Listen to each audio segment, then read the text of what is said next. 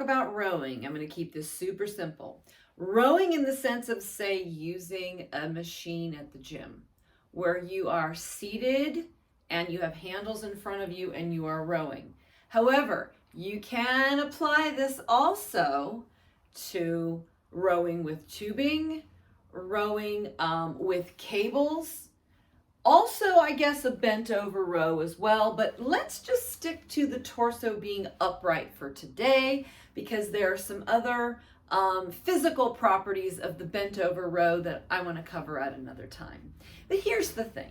If you're trying to get to a goal and receive or achieve a certain result, what has to happen? Right? Certain muscles have to be recruited properly. Okay, and what happens oftentimes I see in rowing, at the gym, on exercise videos, all kind of things. When people are rowing, the first motion they do is they start bending at the elbow. Well, I don't really care about all this right here. I care about my mid-back, the muscles there. So the first motion needs to be the retraction of the shoulder blades.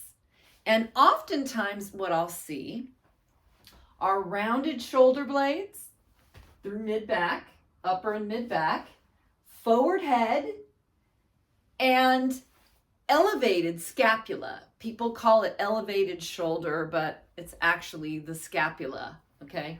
The shoulder blades, elevated. So I'm going to demonstrate with my handy dandy rubber tubing. This is a medium tension. It's red. Not all red is medium, but this is, I think, Spry brand, S-P-R-I. So here's the deal with rowing. A lot of people will elevate their shoulder blades while they're rowing. A lot of people will be rounding their back while they're rowing. And a lot of people will have forward head while they're rowing. Okay. What do you think is going on with the muscles that you're trying to recruit? Overusing your upper traps, and the chest is very tight. And so you're not recruiting the muscles in the mid-back the way you want.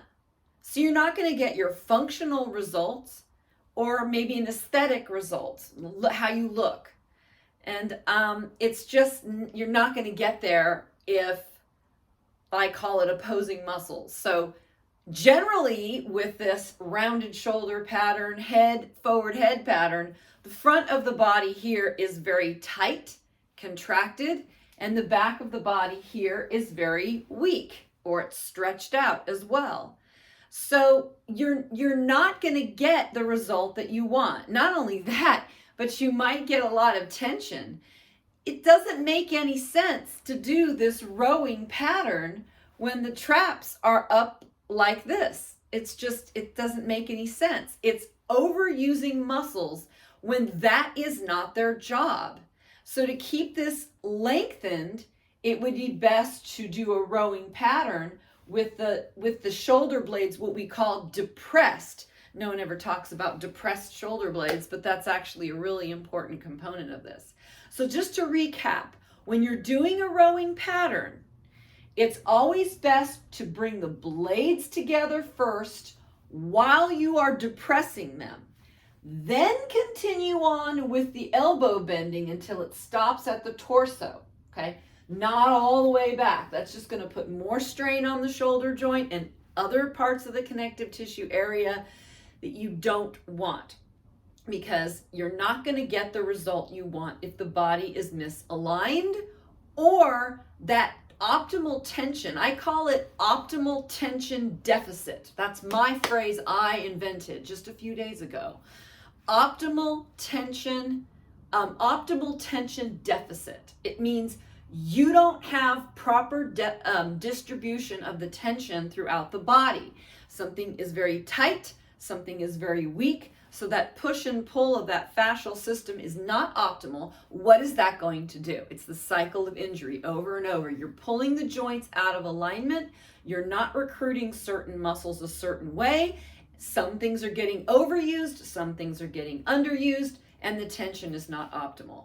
So again, that's why I always, when I meet a new client, we do a biomechanical assessment so that I can look at all these movement patterns and then assign the proper corrective exercise. I hope you learned a little bit about rowing. Maybe the next time you do that in the gym or wherever you are, you're really paying attention to the upper or the shoulder blade area and how your posture is with your head, and the torso alignment as well. If you're having trouble really understanding this or feeling this, please contact me, because I would be more than happy to explain how you can get a kinesiogram to solve these problems today. Thank you. See you soon.